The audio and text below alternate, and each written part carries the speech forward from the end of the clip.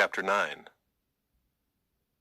Now it is superfluous for me to write to you about the ministry for the saints, for I know your readiness, of which I boast about you to the people of Macedonia, saying that Achaia has been ready since last year, and your zeal has stirred up most of them. But I am sending the brothers so that our boasting about you may not prove empty in this matter, so that you may be ready as I said you would be. Otherwise, if some Macedonians come with me and find that you are not ready, we would be humiliated, to say nothing of you, for being so confident. So I thought it necessary to urge the brothers to go on ahead to you and arrange in advance for the gift you have promised, so that it may be ready as a willing gift, not as an exaction.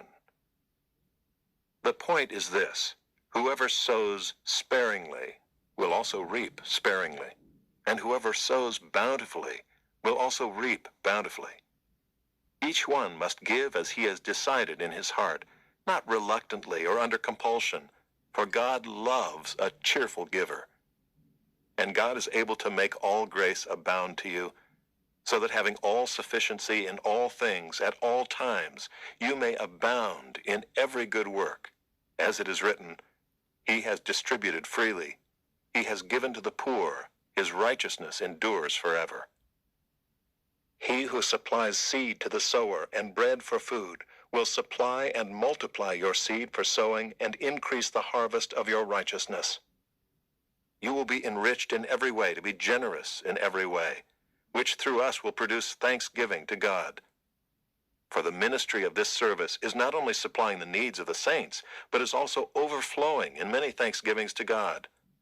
By their approval of this service, they will glorify God because of your submission that comes from your confession of the gospel of Christ, and the generosity of your contribution for them and for all others, while they long for you and pray for you, because of the surpassing grace of God upon you.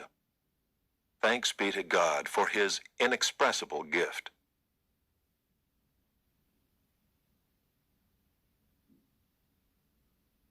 Chapter 10.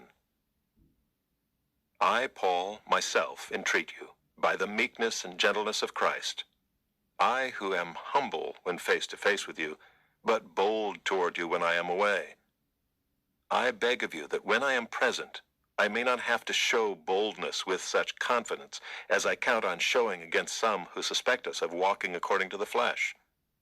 For though we walk in the flesh, we are not waging war according to the flesh. For the weapons of our warfare are not of the flesh, but have divine power to destroy strongholds. We destroy arguments and every lofty opinion raised against the knowledge of God, and take every thought captive to obey Christ, being ready to punish every disobedience when your obedience is complete. Look at what is before your eyes. If anyone is confident that he is Christ's, let him remind himself that just as he is Christ's, so also are we. For even if I boast a little too much of our authority, which the Lord gave for building you up, and not for destroying you, I will not be ashamed. I do not want to appear to be frightening you with my letters. For they say, his letters are weighty and strong, but his bodily presence is weak, and his speech of no account. Let such a person understand that what we say by letter when absent, we do when present.